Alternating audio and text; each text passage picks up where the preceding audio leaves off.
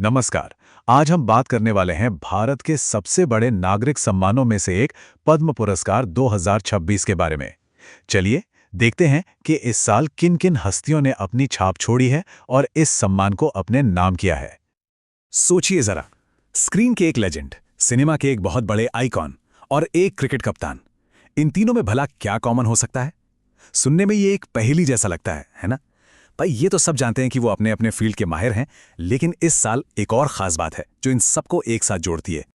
तो फिर अब इंतजार खत्म करते हैं। आइए देखते हैं 2026 के वो कौन से सितारे हैं जिनकी चमक इस साल पद्म पुरस्कारों की वजह से और भी ज्यादा बढ़ गई है। जी हाँ, यही वो धागा है। इन सभी दिग्गजों को इस साल पद्म पुरस्कार से सम्मानित किया गया है। और लिस्ट देखिए कितनी जबरदस्त है। मतलब एक्टिंग की दुनिया से लेकर क्रिकेट के मैदान तक हर फील्ड के बेहतरीन काम को सराहा गया है।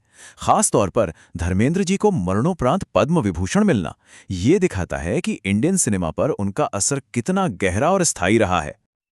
अच्छा, तो नामों की बात तो हो गई। अब जरा नंबर्स पर भी एक नजर डाल लेते हैं ताकि इस साल के अवार्ड्स की पूरी पिक्चर साफ हो जाए।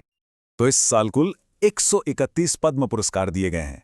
सोचिए, ये सिर्फ एक नंबर नहीं है, ये देश भर से आई टैलेंट और सेवा की 131 बेमिसाल कहानियां हैं। अब ये जो 131 अवार्ड्स हैं, इन्हें 3 कैटेगरीज में बांटा गया है।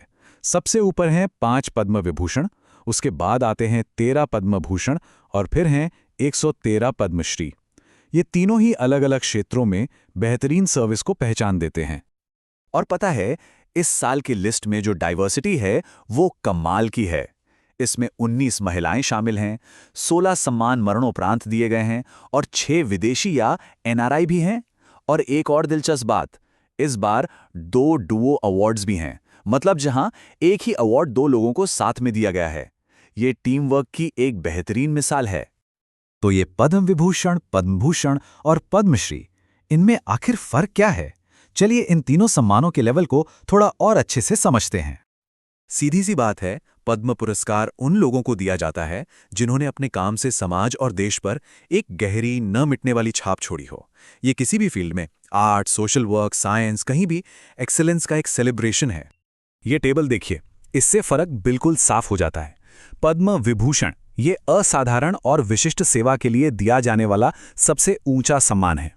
फिर आता है पद्म भूषण, जो उच्च कोटि की विशिष्ट सेवा के लिए है। और आखिर में है पद्मश्री, जो किसी भी क्षेत्र में विशिष्ट सेवा के लिए दिया जाता है। तो मतलब ये एक तरह से सेवा के लेवल और उसके असर को दिखाता है। और हाँ, इन अवार्ड्स के अनाउंसमेंट का भी एक खास टाइम होता है। इनकी लिस्ट हर साल रिपब्लिक डे से ठीक एक दिन पहले शाम को जारी की जाती है और फिर कुछ महीनों बाद राष्ट्रपति भवन में एक शानदार सेरेमनी में ये अवार्ड्स दिए जाते हैं। अच्छा, अब जरा इन अवार्ड्स के इतिहास और इसके नियमों पर भी एक नजर डालते हैं। आखिर ये शुरू कब हुए और इन्हें पाने के लिए कौन एलिजिबल होता है?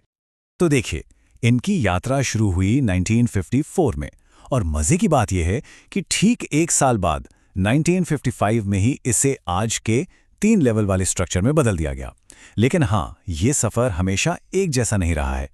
इतिहास में कुछ साल ऐसे भी आए जब ये पुरस्कार दिए ही नहीं गए, जो इसकी कहानी को और भी दिलचस्प बना देता है।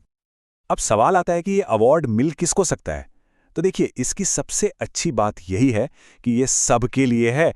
मतलब जाति, काम, पद या जेंडर कोई भेदभाव नहीं, कोई भी एलिजिबल हो सकता है।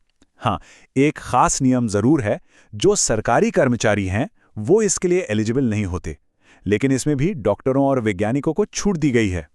तो इन सब के बाद सवाल ये उठता है कि आखिर ये पुरस्कार इतने मायने क्यों रखते हैं? इनका असली मतलब क्या है? क्या ये सिर्फ मेडल और सेरेमनी तक ही सीमित हैं? नहीं, बिल्कुल नहीं।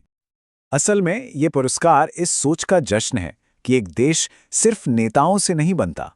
देश को बनाते हैं हमारे कलाकार, हमारे वैज्ञानिक, सोशल वर्कर्स और खिलाड़ी।